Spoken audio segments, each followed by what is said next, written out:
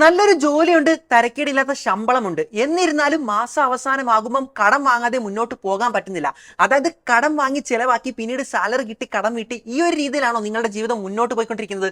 ഈ ഒരു റാറ്റ് ട്രാപ്പിൽ നിന്ന് രക്ഷപ്പെടാൻ നിങ്ങൾ ആഗ്രഹിക്കുന്നുണ്ടോ? അങ്ങനെയെങ്കിൽ കടക്കണിയിൽ നിന്ന് എങ്ങനെ രക്ഷപ്പെടണമെന്നും നിലവിലുള്ള കടങ്ങൾ ഏത് രീതിയിൽ അടച്ചു തീർക്കണമെന്നും അതുപോലെ തന്നെ കടമെല്ലാം വീട്ടിൽ കഴിഞ്ഞാൽ വീണ്ടും കടത്തിലേക്ക് ആകാതിരിക്കാനായിട്ട് എന്തെല്ലാം കാര്യങ്ങൾ ശ്രദ്ധിക്കണം തുടങ്ങിയ കാര്യങ്ങളാണ് ഇന്നത്തെ വീഡിയോയിൽ ഞാൻ നിങ്ങളോട് പറയാൻ പോകുന്നത്. This is market feed. ഞാൻ അമലക്ഷയ്. നമുക്ക് തുടങ്ങാം. അപ്പം കടം കയറി കഷ്ടപ്പാടി നിൽക്കുന്ന ഒരു വ്യക്തിയാണെങ്കിൽ നിങ്ങൾ എന്തെല്ലാം കാര്യങ്ങളാണ് ശ്രദ്ധിക്കേണ്ടതെന്നും അതുപോലെ തന്നെ ഏത് രീതിയിൽ ഘട്ടം ഘട്ടമായി ഓരോ തവണ എങ്ങനെ ആ കടം അടച്ചു തീർക്കണമെന്നും ആദ്യത്തെ ഒരു സെക്ഷൻ നമ്മൾ പറയുന്നുണ്ട്. അത് കഴിഞ്ഞാൽ രണ്ടാമത്തെ സെക്ഷനിൽ ഇപ്പൊ കടമൊന്നും ഇല്ലാതെ നിൽക്കുന്ന ആളുകൾക്കും അല്ലെങ്കിൽ ഈ പറഞ്ഞ രീതിയിൽ കടത്തിൽ നിന്ന് കരകയറി വന്നിട്ടുള്ള ആളുകൾക്കും അവർ വീണ്ടും കടത്തിലേക്ക് പോകാതിരിക്കാൻ എന്ത് ചെയ്യണമെന്നും രണ്ടാമത്തെ സെക്ഷനിൽ പറയുന്നുണ്ട്. അപ്പൊ നമുക്ക് വീഡിയോയിലേക്ക് കിടക്കാം. അപ്പൊ നമ്മൾ വീഡിയോയുടെ ആദ്യത്തെ സെക്ഷനിലേക്ക് കിടക്കുകയാണ്. അതായത് നിലവിൽ കടമുള്ളൊരു വ്യക്തി അദ്ദേഹത്തിന്റെ കടത്തിൽ നിന്ന് എങ്ങനെ കരകയറണം എന്നുള്ള കാര്യം. അതായത് നിങ്ങൾക്ക് കുറെ കടങ്ങൾ ഉണ്ടായിരിക്കും അല്ലേ? അപ്പം ഏത് കടമാണെങ്കിൽ പോലും നിങ്ങൾ ആദ്യം ചെയ്യേണ്ടത് നിങ്ങളൊരു ടേം ഇൻഷുറൻസ് നിങ്ങളുടെ പേരിൽ എടുത്തു വെക്കുക എന്നുള്ളതാണ്. അപ്പൊ ഇത് എന്തിനാണെന്ന് ചോദിച്ചാൽ നമുക്കറിയാം, സെക്യൂർഡ് ലോൺസ് ഉണ്ട്, അൺസെക്യൂർഡ് ലോൺസ് ഉണ്ട്. അതായത് ഈ സെക്യൂർഡ് ലോൺസ് എന്ന് പറയുമ്പോഴത്തേക്കും ഹോം ലോൺ, വെഹിക്കിൾ ലോൺ തുടങ്ങിയ ലോണുകളാണ്. അപ്പം ഈ പറയുന്ന കടത്തിലുള്ള വ്യക്തി, അപ്പൊ ആ ഒരു കടത്തിലുള്ള വ്യക്തി അദ്ദേഹത്തിന്റെ സാലറിയിൽ നിന്നോ അല്ലെങ്കിൽ അദ്ദേഹമായിരിക്കും ആ ഒരു കടം എല്ലാ മാസവും EMI അടച്ചും മറ്റും നീട്ടിക്കൊണ്ട് പോകുന്നത് അല്ലെ. അപ്പൊ ആ ഒരു സാഹചര്യത്തിൽ ആ ഒരു വ്യക്തി മരണപ്പെടുകയാണെങ്കിൽ അല്ലെങ്കിൽ ആ ഒരു കുടുംബത്തിന്റെ ഗൃഹനാഥം മരണപ്പെടുകയാണെങ്കിൽ ആ ഒരു സെക്യൂർഡ് ലോൺ എടുത്തിട്ടുള്ളത് കൊണ്ട് തന്നെ ആ ഒരു ബാധ്യത മുഴുവൻ തന്നെ അദ്ദേഹത്തിന്റെ കുടുംബത്തിന്റെ മേലിലേക്ക് വരാൻ സാധ്യതയുണ്ട്. അപ്പം ആ ഒരു റിസ്ക്, അദ്ദേഹം മരിച്ചു കഴിഞ്ഞാൽ ആ ഒരു കുടുംബത്തിന്റെ പുറത്തേക്ക് ആ ഒരു റിസ്ക്, ആ ഒരു ബാധ്യത വരുന്നത് ഒഴിവാക്കാനായിട്ട് ആദ്യം തന്നെ നിങ്ങൾ കടത്തിലുള്ള ഒരു വ്യക്തിയാണെങ്കിൽ ഇത്തരത്തിലൊരു ടേം ഇൻഷുറൻസ് എടുത്തു വെക്കുക. അപ്പൊ ഇനി ഇവിടെ വരുന്ന അടുത്ത ചോദ്യം എന്ന് പറഞ്ഞാൽ ഏത് തരത്തിലുള്ള ടേം ഇൻഷുറൻസ് ആണ് എടുക്കേണ്ടതെന്ന്. അതായത് നമുക്കറിയാമില്ലേ, പലതരത്തിലുള്ള ടേം ഇൻഷുറൻസുകൾ ഇന്ന് മാർക്കറ്റിൽ അവൈലബിൾ ആണ്. എന്നാൽ നിങ്ങളുടെ കടം എത്രയാണോ, നിങ്ങളുടെ ടോട്ടൽ കടം എത്രയാണോ, അതുപോലെ തന്നെ ആ ഒരു കടം വീട്ടിയതിനു ശേഷം പിന്നീട് കുടുംബത്തിന്റെ മറ്റ് ചെലവുകൾക്കായി എത്ര രൂപ ആവശ്യമായി വരും അങ്ങനെ കണ്ടിട്ട് ഒരു സം എമൗണ്ട് എടുത്തിട്ട് അത്രയും സം എമൗണ്ട് കിട്ടാൻ ക്ലെയിം ചെയ്യാനായിട്ട് ഏത് ഇൻഷുറൻസ് ആണോ എടുക്കേണ്ടത് അത് തന്നെ നിങ്ങൾ കൃത്യമായിട്ട് നോക്കിയെടുക്കുക. അപ്പൊ നമ്മൾ അവിടെ ശ്രദ്ധിക്കേണ്ട ഒരു കാര്യം എന്ന് പറഞ്ഞാൽ, സാധാരണഗതിയിൽ നമ്മൾ നോക്കുകയാണെങ്കിൽ ഒരു 600-700 രൂപയൊക്കെ മാസം കൊടുക്കുകയാണെങ്കിൽ വർഷം 1 കോടി രൂപ വരെ ക്ലെയിം ചെയ്യാൻ പറ്റുന്ന ടേം ഇൻഷുറൻസുകൾ ഇപ്പൊ മാർക്കറ്റ് അവൈലബിൾ ആണ്. അപ്പൊ നിങ്ങളുടെ ആ ഒരു എത്ര എമൗണ്ട് ആണ് നിങ്ങൾക്ക് വേണ്ടതെന്ന് മനസ്സിലാക്കിയിട്ട് അതിനും അനുസരിച്ചുള്ളൊരു ടേം ഇൻഷുറൻസ് എടുക്കാവുന്നതാണ്. ഇനി നിങ്ങൾ ഇത്തരത്തിൽ ഒരു ഇൻഷുറൻസ് എടുക്കാൻ പോകുന്ന സമയത്ത് പ്രത്യേകം ശ്രദ്ധിക്കേണ്ട ഒരു കാര്യം, പല സ്ഥാപനങ്ങളും ഇത്തരത്തിൽ ഇൻവെസ്റ്റ്മെന്റ് പ്ലസ് ഇൻഷുറൻസ് എന്ന് പറഞ്ഞൊരു സ്കീം മുന്നിലേക്ക് വെക്കുന്നുണ്ട്. അപ്പൊ ഒരു കാരണവശാലും നിങ്ങൾ ഇത്തരത്തിലുള്ള ഇൻവെസ്റ്റ്മെന്റ് പ്ലസ് ഇൻഷുറൻസ് സ്കീമിലേക്ക് ഇൻവെസ്റ്റ് ചെയ്യാതിരിക്കുക. അതിനുള്ള റീസൺ എന്താണെന്ന് വെച്ചാൽ, ഇത്തരത്തിൽ ഇൻവെസ്റ്റ്മെന്റ് പ്ലസ് ഇൻഷുറൻസ് എന്ന് പറഞ്ഞാൽ നിങ്ങൾ എല്ലാ മാസവും ഒരു നിശ്ചിത എമൗണ്ട് പ്രീമിയം കൊടുക്കണം. അപ്പൊ ആ കൊടുക്കുന്ന പ്രീമിയത്തിന്റെ പകുതി ഇത്തരത്തിൽ ഇൻഷുറൻസ് പ്രീമിയമായിട്ട് പോവുകയും ചെയ്യും, ബാക്കി പകുതി ഇത്തരത്തിൽ ഇൻവെസ്റ്റ്മെന്റിലേക്ക് അല്ലെങ്കിൽ സ്റ്റോക്ക് മാർക്കറ്റിലേക്കോ ബോണ്ടിലേക്കോ മ്യൂച്വൽ ഫണ്ടിലേക്കോ ഇൻവെസ്റ്റ്മെന്റിലായിട്ട് പോകുമെന്നാണ് പറയുന്നത്.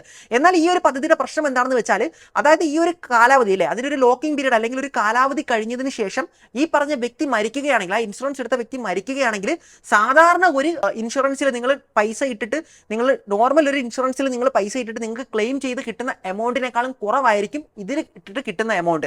അതുപോലെ തന്നെ ഇനി ആ ഒരു വ്യക്തി മരിച്ചില്ല എന്നുണ്ടെങ്കിൽ ഡയറക്റ്റ് എവിടെയെങ്കിലും നമ്മൾ സ്റ്റോക്ക് മാർക്കറ്റിലോ മ്യൂച്വൽ ഫണ്ടിലോ ഇട്ടിട്ട് കിട്ടുന്ന ആ ഒരു റിട്ടേൺസിനേക്കാളും വളരെ കുറവായിരിക്കും ഇത്തരത്തിൽ ഈ ഒരു ഇൻവെസ്റ്റ്മെന്റിൽ നിന്ന് കിട്ടുന്നത്. അപ്പൊ നിങ്ങൾ ടേം ഇൻഷുറൻസ് എടുത്ത് വെച്ചതിന് ശേഷം നിങ്ങളുടെ ഫാമിലിയുടെയും പേരിൽ മസ്റ്റ് ആയിട്ട് എടുത്ത് വെക്കേണ്ട ഒന്നാണ് ഹെൽത്ത് ഇൻഷുറൻസ്. ഞാനിപ്പോ ഈ പറയുന്ന സമയത്ത് നിങ്ങൾ ചിന്തിക്കുന്നുണ്ടായിരിക്കും, എങ്ങനെ കടം വീട്ടണമെന്ന് പറഞ്ഞു തരാതെ ഇത്തരം കാര്യങ്ങൾ പറഞ്ഞുകൊണ്ടിരിക്കുകയാണ്, അതെങ്ങനെയാണെന്നുള്ള കാര്യം പറഞ്ഞു തരാം. ആദ്യം നിങ്ങൾ ഈ 2 ഇമ്പോർട്ടന്റ് ആയിട്ടുള്ള കാര്യങ്ങൾ ചെയ്തെന്ന് ഉറപ്പുവരുത്തുക. അപ്പൊ ഹെൽത്ത് ഇൻഷുറൻസിലേക്ക് നോക്കുകയാണെങ്കിൽ, നിങ്ങളുടെ കുടുംബത്തിലുള്ള ആർക്കെങ്കിലും ഒരു പെട്ടെന്ന് ഒരു അസുഖമോ അല്ലെങ്കിൽ ഒരു അപകടമോ സംഭവിച്ചു കഴിഞ്ഞാൽ നിങ്ങൾ ഓൾറെഡി കടം വീട്ടാനായിട്ട് ഓടി നടക്കുന്ന ഒരു വ്യക്തിയാണ്. അപ്പൊ നിങ്ങൾക്ക് ആശുപത്രിയിൽ വരുന്ന ലക്ഷങ്ങളുടെ ബില്ല് കൊടുക്കാനായിട്ട് വീണ്ടും കടം എടുക്കേണ്ട ഒരു അവസ്ഥ വന്നിരിക്കും. അല്ലെങ്കിൽ നിങ്ങളുടെ കയ്യിലുള്ള ഹാർഡ് ഏൺ ആയിട്ടുള്ള മണി നിങ്ങൾക്ക് അവിടെ കൊണ്ട് ചെലവാക്കേണ്ടി വരും. അപ്പൊ ഈ ഒരു നെഗറ്റീവ് സാഹചര്യം ഒഴിവാക്കാൻ വേണ്ടിയിട്ട് വർഷം ഒരു 10,000 രൂപയൊക്കെ കൊടുത്തു കഴിഞ്ഞാൽ പോലും ഒരു വർഷത്തേക്ക് 3-4 ലക്ഷം രൂപയുടെ തന്നെ ഹെൽത്ത് ഇൻഷുറൻസ് ഫാമിലിക്ക് മുഴുവനായിട്ട് കിട്ടുന്നതായിരിക്കും. അപ്പോൾ അങ്ങനെയുള്ള ഹെൽത്ത് ഇൻഷുറൻസ് എടുത്ത് വെക്കാമെങ്കിൽ നിങ്ങൾ വീണ്ടും കടത്തിലേക്ക് പോകുന്നത് ഒഴിവാകും.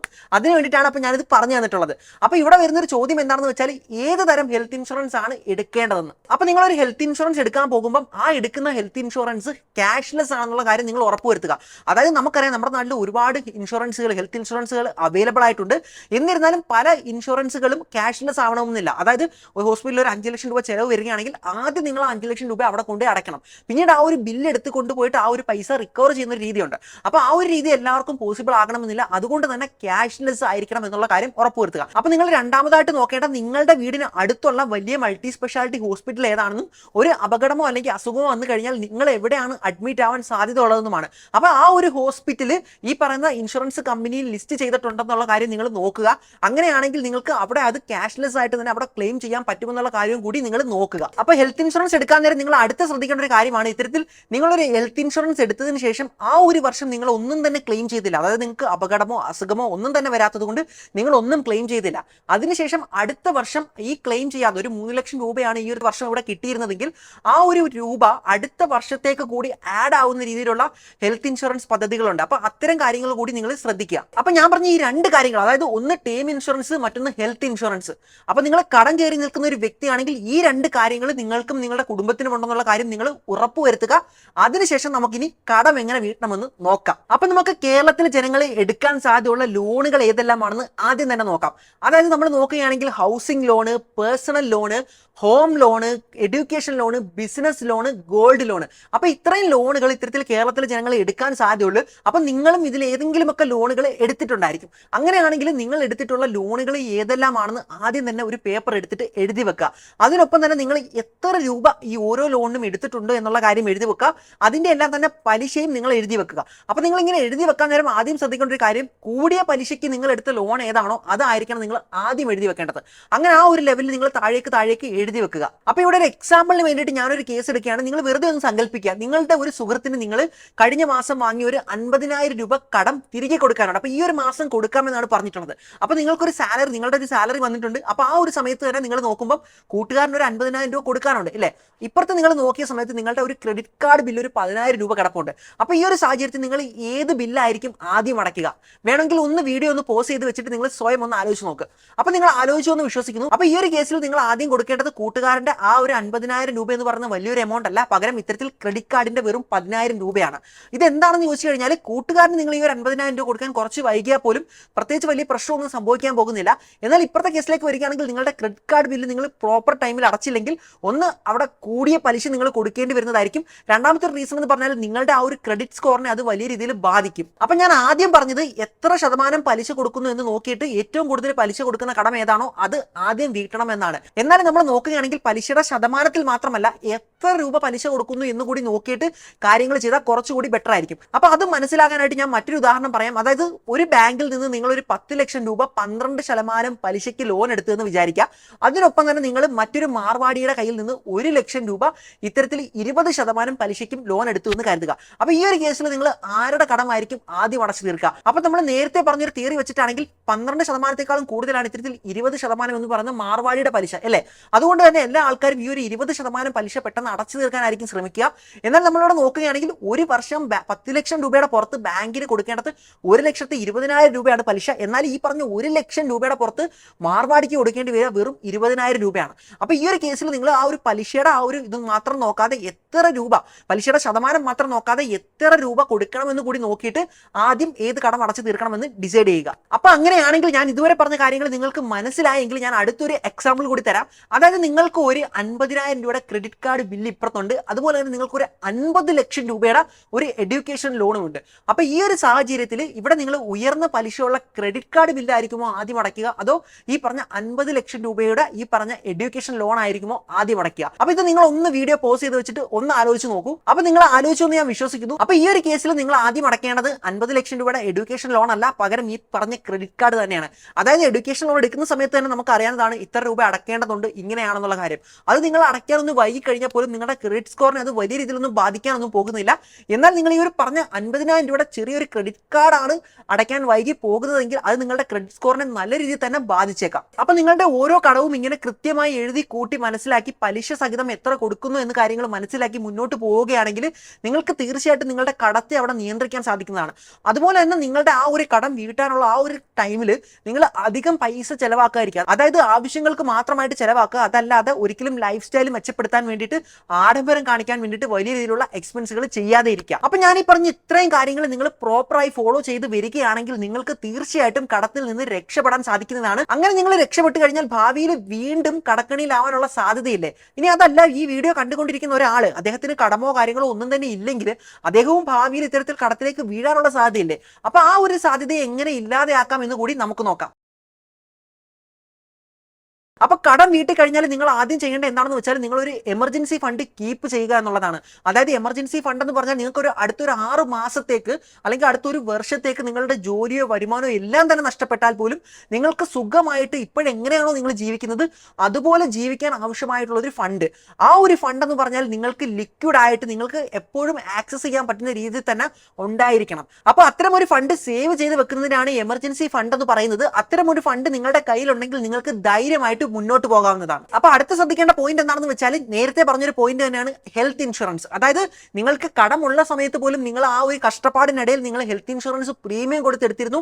എന്നാൽ ഈ കടമൊന്നും ഇല്ലാതെ ഇപ്പൊ നല്ല ഫ്രീ ആയിട്ട് നിൽക്കുന്ന ടൈമിലാണെങ്കിൽ പോലും നിങ്ങൾ ഹെൽത്ത് ഇൻഷുറൻസ് എടുത്തു വെച്ചിരിക്കണം. അപ്പൊ ഞാൻ ഈ പറഞ്ഞ ഹെൽത്ത് ഇൻഷുറൻസും അതുപോലെ തന്നെ എമർജൻസി ഫണ്ടും ഈ രണ്ട് കാര്യങ്ങളും എടുത്തു വെച്ചതിന് ശേഷം മാത്രമേ നിങ്ങൾ ഗോൾഡിലാണെങ്കിലും സ്റ്റോക്കിലാണെങ്കിലും മ്യൂച്വൽ ഫണ്ടിലാണെങ്കിലും റിയൽ എസ്റ്റേറ്റിലാണെങ്കിലും എവിടെയാണെങ്കിൽ പോലും ഇൻവെസ്റ്റ് ചെയ്യാൻ പാടുള്ളൂ. അപ്പൊ ഇത് എന്തുകൊണ്ടാണെന്ന് ചോദിച്ചു കഴിഞ്ഞാൽ നാളെ നിങ്ങൾക്കൊരു എമർജൻസി വരികയാണെങ്കിൽ നിങ്ങളുടെ കയ്യിൽ എമർജൻസി ഫണ്ട് ഇല്ലാത്തൊരു സാഹചര്യത്തിലാണെങ്കിൽ നിങ്ങൾ വാങ്ങി വെച്ചിട്ടുള്ള ഗോൾഡ് നിങ്ങൾ കൊണ്ടുപോയി വിൽക്കേണ്ട ഒരു സാഹചര്യം വരും. ആ ഒരു സമയത്ത് നിങ്ങളുടെ അത്യാവശ്യം കൊണ്ട് തന്നെ ആ ഒരു ഗോൾഡിന് നിങ്ങൾക്ക് കുറഞ്ഞ പൈസ മാത്രമേ കിട്ടാൻ സാധ്യതയുള്ളൂ. സ്റ്റോക്കിന്റെ കേസിലാണെങ്കിലും അങ്ങനെ തന്നെ, ഇനി റിയൽ എസ്റ്റേറ്റ് ആണെങ്കിലും അങ്ങനെ തന്നെ നിങ്ങളുടെ ആ ഒരു ഇൻവെസ്റ്റ്മെന്റ് നിങ്ങൾക്ക് അപ്പോൾ വിറ്റ് കളയേണ്ടതായിട്ട് വരും. അപ്പോൾ എമർജൻസി ഫണ്ട് ഉള്ള സമയത്താണെങ്കിൽ നിങ്ങളുടെ കയ്യിൽ ആ ഫണ്ട് ഉള്ളത് കൊണ്ട് തന്നെ ഇപ്പുറത്തുള്ള നിങ്ങളുടെ ഇൻവെസ്റ്റ്മെന്റ് എല്ലാം അവിടെ സേഫ് ആയിട്ട് ഇരിക്കുന്നതായിരിക്കും. ഇനി നമ്മൾ ഹെൽത്ത് ഇൻഷുറൻസിന്റെ കേസിലേക്ക് വരികയാണെങ്കിൽ നിങ്ങളുടെ കുടുംബത്തിലുള്ള ആർക്കെങ്കിലും അല്ലെങ്കിൽ നിങ്ങൾക്കോ എന്തെങ്കിലും അപകടമോ അസുഖമോ വരികയാണെങ്കിൽ അവിടെ നിങ്ങൾക്ക് ഹെൽത്ത് ഇൻഷുറൻസ് ഇല്ല എങ്കിൽ നിങ്ങൾ ഈ പറഞ്ഞ രീതിയിൽ നിങ്ങൾ ഗോൾഡ് വാങ്ങി വെച്ചിട്ടുണ്ടെങ്കിൽ അത് വിറ്റ് ആശുപത്രിയുടെ ബില്ല് അടയ്ക്കേണ്ടതാണ്.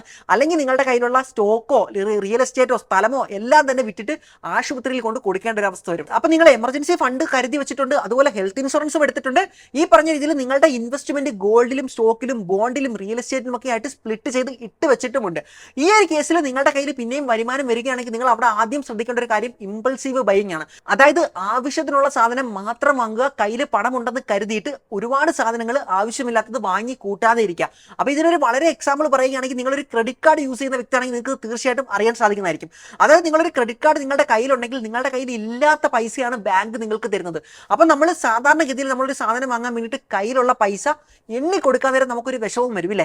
എന്നാൽ ക്രെഡിറ്റ് കാർഡ് യൂസ് ചെയ്ത് സ്വൈപ്പ് ചെയ്ത് നമ്മളൊരു സാധനം വാങ്ങിക്കാൻ നേരം നമുക്ക് ആ ഒരു വിഷമം ഉണ്ടാകില്ല. അതുകൊണ്ട് തന്നെ നമ്മൾ അവിടെ ഒരു ഇമ്പൾസീവ് ബൈങ്, അതായത് ആവശ്യത്തിലധികം സാധനം വാങ്ങിക്കൂട്ടാൻ സാധ്യതയുണ്ട്. അവിടെ നിങ്ങളുടെ ചെലവ് വർദ്ധിക്കാനും സാധ്യതയുണ്ട്. അപ്പൊ ഈ ഒരു പ്രശ്നത്തിൽ നിന്ന് കരകയറാനായിട്ട് നിങ്ങൾ ശ്രദ്ധിക്കേണ്ടത് നിങ്ങളുടെ ക്രെഡിറ്റ് കാർഡിന്റെ ടോട്ടൽ ലിമിറ്റ് എത്രയാണോ അതിന്റെ 30% മാത്രം നിങ്ങൾ യൂട്ടിലൈസ് ചെയ്യുക. അതും നിങ്ങളുടെ സാലറി എത്രയാണോ അതനുസരിച്ച് മാത്രം നിങ്ങൾ ചെലവാക്കുക. വീണ്ടും നിങ്ങൾ കടത്തിലാവാതിരിക്കാൻ ശ്രദ്ധിക്കേണ്ട അടുത്ത ഇമ്പോർട്ടന്റ് ആയിട്ടുള്ള ഒരു കാര്യമാണ് ഇന്നത്തെ കാലത്തെ ലോൺ ട്രാപ്പുകൾ. അതായത് നമുക്കറിയാം പല പുതിയ ആപ്പുകളും നമ്മളെ ഇങ്ങോട്ട് വിളിച്ചിട്ട് നിങ്ങൾക്ക് 5 ലക്ഷം രൂപ 10 ലക്ഷം രൂപ ലോൺ തരാം, ഒരു തരത്തിലുള്ള ഡോക്യുമെന്റോ കാര്യങ്ങളോ ഒന്നും തന്നെ വേണ്ട എന്ന് പറഞ്ഞിട്ട് ലോൺ തരാറുണ്ട്. അപ്പൊ പല ആൾക്കാരും ഡോക്യുമെന്റോ കാര്യങ്ങളോ ഒന്നും തന്നെ ആവശ്യമില്ലാത്തത് കൊണ്ട് കണ്ണും പൂട്ടി ആ ലോൺ എടുക്കാറുണ്ട്, പിന്നീട് വലിയ രീതിയിലുള്ള ട്രാപ്പുകളിലേക്ക് വീഴാറുമുണ്ട്. അപ്പൊ നിങ്ങൾക്ക് ആവശ്യമില്ലെങ്കിൽ ഇത്തരം ആപ്പുകളിൽ നിന്ന് ഒന്നും തന്നെ പൈസ എടുക്കാതിരിക്കുക. അപ്പൊ നിങ്ങൾക്ക് ലോൺ അത്യാവശ്യമാണെങ്കിൽ ബാങ്കിൽ നിന്നോ അല്ലെങ്കിൽ ഇത്തരം ട്രസ്റ്റഡ് സോഴ്സിൽ നിന്നോ മാത്രം എടുക്കുക, അല്ലാതെ ഇത്തരം ചെറിയ ആപ്പുകളിൽ നിന്ന് എടുക്കുന്നത് ഒഴിവാക്കുക. അപ്പൊ ഇതിന്റെ കൂടെ ഒരു ബോണസ് പോയിന്റ് കൂടി പറയുകയാണെങ്കിൽ പല ആൾക്കാരും EMI വെച്ചിട്ട് സാധനങ്ങൾ വാങ്ങാറുണ്ട്. അപ്പൊ നിങ്ങൾ അങ്ങനെ വാങ്ങാൻ പോവുകയാണെങ്കിൽ ശ്രദ്ധിക്കേണ്ട ഒരു കാര്യം നിങ്ങളുടെ കയ്യിലുള്ള പണം എന്താണോ അത് വെച്ചിട്ട് മാത്രം ഇത്തരത്തിൽ നോ കോസ്റ്റ് EMI ആയാൽ പോലും സാധനങ്ങൾ വാങ്ങുക. അപ്പൊ ഉദാഹരണത്തിന് പറയുകയാണെങ്കിൽ നിങ്ങൾക്ക് ഒരു 1 ലക്ഷം രൂപയുടെ ഒരു സാധനം നോ കോസ്റ്റ് EMI വാങ്ങണമെന്ന് ആഗ്രഹമുണ്ട്. അപ്പൊ നിങ്ങൾ 1 ലക്ഷം രൂപ നിങ്ങളുടെ കയ്യിലുണ്ടെങ്കിൽ നിങ്ങൾക്ക് ആ ഒരു സാധനം വാങ്ങാവുന്നതാണ്. എന്നിട്ട് എല്ലാ മാസവും EMI അടച്ചുകൊണ്ടിരിക്കാവുന്നതാണ്. എന്നാൽ 1 ലക്ഷം രൂപ എടുക്കാൻ കയ്യിലില്ലാത്തൊരു വ്യക്തി എന്നാൽ എല്ലാ മാസവും EMI അടച്ചുകൊണ്ട് അത് സ്വന്തമാക്കാം എന്ന് കരുതി കഴിഞ്ഞാൽ അതത്ര നല്ല കാര്യമല്ല. അപ്പൊ നിങ്ങളുടെ കയ്യിലുള്ള പൈസ എന്താണോ അത് വെച്ചിട്ട് മാത്രം ചെലവാക്കാൻ ശ്രമിക്കുക. അപ്പൊ വീഡിയോ ഒന്ന് കൺക്ലൂഡ് ചെയ്ത് പറയാനാണെങ്കിൽ നിങ്ങൾ സ്റ്റോക്ക് മാർക്കറ്റിലോ ബോണ്ടിലോ ഗോൾഡിലോ റിയൽ എസ്റ്റേറ്റിലോ എവിടെ തന്നെ ഇൻവെസ്റ്റ് ചെയ്യുന്നതിന് മുമ്പായിട്ടും നിങ്ങളുടെ എമർജൻസി ഫണ്ടും അതുപോലെ തന്നെ ഹെൽത്ത് ഇൻഷുറൻസും ഉണ്ടെന്നുള്ള കാര്യം ഉറപ്പുവരുത്തുക. അപ്പൊ മുന്നിലേക്ക് നിങ്ങൾക്ക് ഈ ഒരു കാര്യങ്ങളെല്ലാം ഫോളോ ചെയ്തുകൊണ്ട് തന്നെ കടത്തിൽ നിന്ന് മാറി നിൽക്കാനും രക്ഷപ്പെടാനും സാധിക്കുമെന്ന് തന്നെ ഞാൻ വിശ്വസിക്കുന്നു. അപ്പൊ ഇതുപോലെയുള്ള കൂടുതൽ വീഡിയോസിനായി ചാനൽ സബ്സ്ക്രൈബ് ചെയ്യുക. മറ്റൊരു വീഡിയോ കാണുമ്പോഴേക്കും